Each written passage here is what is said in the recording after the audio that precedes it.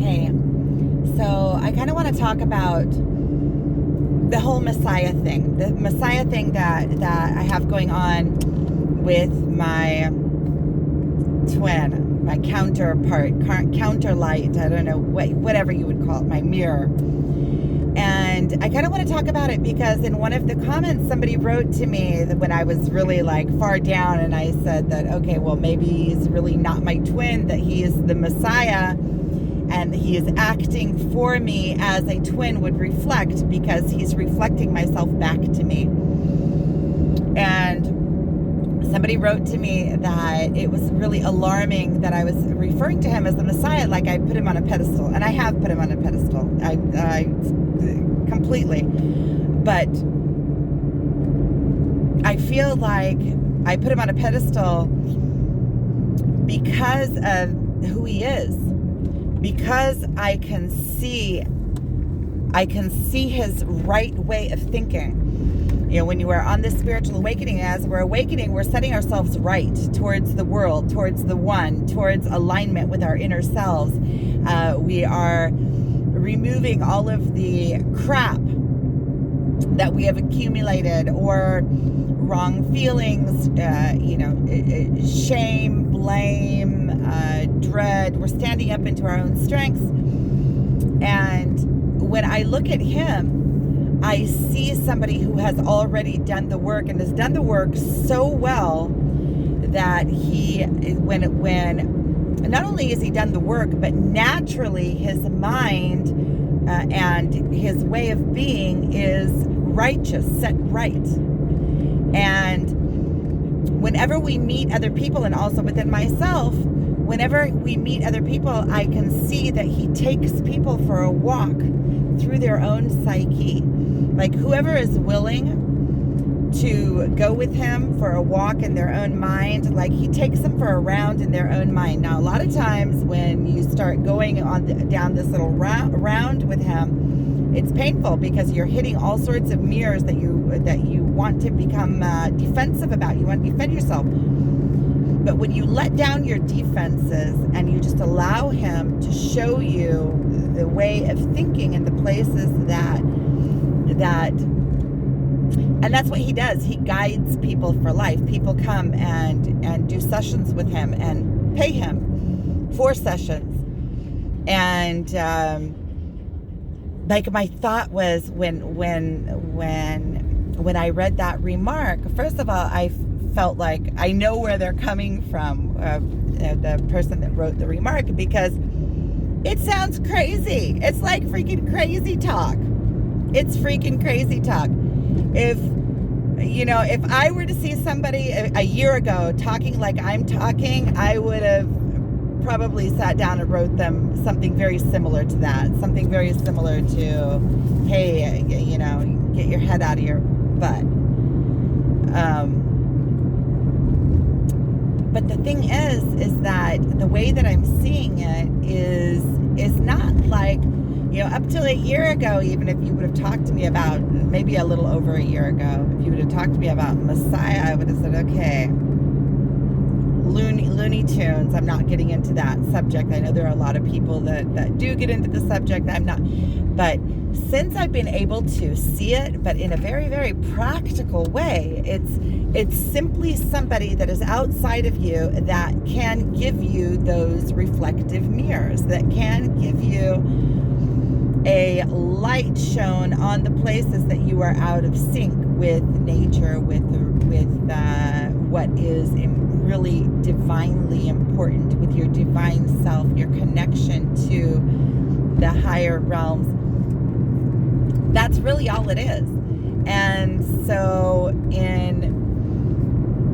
when I did that video, when I was talking about him not being, maybe he's not just my twin flame, maybe he is more like a portal, more like a loophole, or like a trump card, like a twin flame for all, for whoever needs that mirror, then he can mirror it back. And I see it over and over and over. So it's like I see his superpowers, and I see, and it's so funny because we're like superpowers. And there was something that he told me yesterday that is something that I told somebody a couple days ago, but when I heard it from him, all of a sudden it reflected back to me. And it was, it takes one to know one, or you have to be one to be able to see one. So, and also it's also with these videos, you know, you have to know what I'm talking about to be able to comprehend it. So you have to be one to see one. And that's kind of what I feel like with that whole mirror thing. I know, and when I was writing about that mirrors, there were a few people in the comments that wrote that they also feel like they are mirrors. And I completely get that too. I completely get that. Those of us who are on this journey, the spiritual awakening journey, the twin flame journey, whatever, when you are on this journey, as you go through yourself and purify yourself, you become that mirror for others as well. You become that way shower. You become the light holder. So, and not only for your twin or for, you know, just a singular, you become that light shower for the multitude. So I just wanted to quickly touch on that. And I'm doing so much better. I feel like I'm concentrated. Today was a really good day. I was just kind of in myself, relaxed. I feel like that big purging of pain that I was in, that ball of pain I was in, that tunnel vision for a couple of weeks, I kind of feel like it's lifting. It's kind of like when you feel something lifting, and I feel like a lot of the things that I was crying over, I'm more numb to. I can still comprehend them with my mind, but I'm not going there with all of the, and it's kind of become like, okay, well then that's reality. Okay. It's kind of like an accepting. I guess you could kind of call it like a surrender, kind of accepting. I know there's still more to go. I can still feel it, but I did come over a major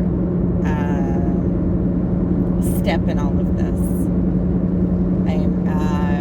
I really stepped up, and I'm feeling so proud of myself. And also with my work, I feel like it's starting to come into like just to create movement. Somebody told me the other day when I was at the hot springs a couple days ago or a few days ago, I met, we always meet such interesting people there. And there was this older Indian-looking guy. He really had the gruff going on. His voice was gruff, and he was like wrinkly like desert style. Like he'd been out in the desert, and like he had rawhide kind of wrinkles. And he was like really like a gruff kind of, not even Marlboro man, more like, I don't know, snake skinner dude or something. He was like really like had this gritty grit to him. And he was telling me, and it resonated so like,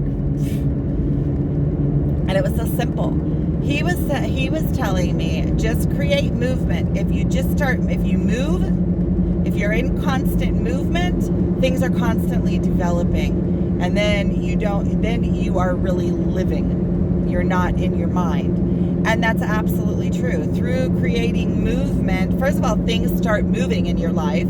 As you create movement, things start opening up for you. So like 10 steps down the line, you're going to be, rather than just, he said, when you're sitting and thinking, nothing is moving in your life. When you're up and walking around, just moving, creating movement, things are changing. You are touching things. And I took this towards my work, like, just create movement in it. It doesn't matter what it is. Just start creating movement and things will open up for you. You can't see from here what's going to be 10 steps down the line. You can't even see what's going to open up for you once you open a door once you open a door and look inside, you're in a completely different space. You're in a different reality. You're in a different world.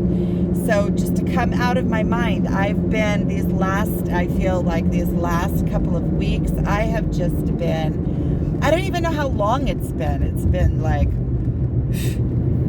I had a little lift out of it for a little while, and then I went like to the depths of it for a few days. So I don't even really know. I still feel a little bit like my soul is bruised. I still feel like I have bruising on the inside from everything that I went through, but I feel like, sheesh, I'm happy to be pulling out the other side. I feel it. I feel like I'm pulled out the other side, and like I'm pulling myself out. And I know that the lessons are going to start falling. I'm going to start having big realizations, because this was it's kind of like, as I'm lifting out of it, I can kind of like, I'm just in being mode, being in that lifting place. I kind of wanted to talk about that Messiah thing, just because it was kind of sitting in my mind, and I felt like I could explain it well. And I know that there's two sides to it. See, there's somebody that every single one of us is our own Messiah. We have to save ourselves. Nobody can come into ourselves and save us for us. But we can use those mirrors. It's just like on the twin flame journey, how we use that mirror, and that mirror sends us inward all the time, because it's constantly reflecting back to us all of our places in us. And that's kind of how I would see the Messiah as working, as kind of creating that mirror. But you have to do the work. You have to. It's just like when Yeshua, or Jesus, walked the land, then he was saying, repent, repent, repent. And only now do I really get what he was saying. What he was saying is, go inward and fix those things. Go inward and do the self-work. Go inward and set yourself free, and stand upright, and really, it's setting yourself free. It's allowing yourself to be set free when you go inward. But you have to do the work. So that's why I'm always thinking there's like an external Messiah and an internal Messiah. So it's like the external Messiah can be like a portal, like a show-all connected to the heavens, which is connected to your divine core, your divine being, the divinity that you are, your highest self. Purifying yourself to where you are living that energetic plane, and in being that, you become a reflective. You can become a Messiah of others. We are all reflections, and that's all we are. We're reflections of light. We are, and so we have this twin flame, or you could have, if there's a portal, if it's like a Messiah, then the Messiah would be like a trump card, the card that reflects everyone back to themselves, because that connection is so divine. And that's why I have him up there on that pedestal, because I see his greatness. And he's not just somebody else. He's not just the normal guy that I put him on a pedestal. No, he has like purified. He is so purified that he won't go against his own standards. Like he doesn't cut any corners. He stands upright, even if it means that he has to tell you something that is very, very harsh in your face, properly out. You know, he says everything that is truth, even when it hurts. And that's something that I love about him. That really is that he tells his truth. And even when it's not something that meets me comfortably, or, you know, he doesn't try to sugarcoat anything for me. And that's something that I love, because it gives me, first of all, I can trust what he says, because everything that he has said, even if I have to twist my mind around it, in the end, I see the truth of it.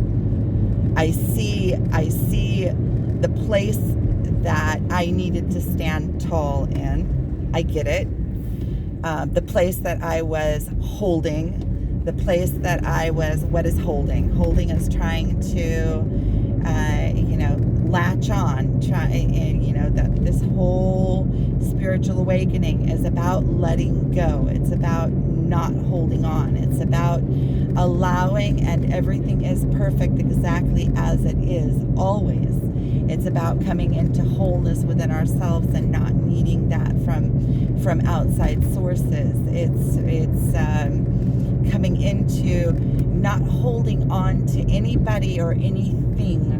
Everything is in constant and continuous change, and everything is perfect exactly as it is, including myself and including the place that I am on my spiritual path, always. So I am almost here to the hot springs, and this is where I am going. So I really appreciate you guys watching. Thank you.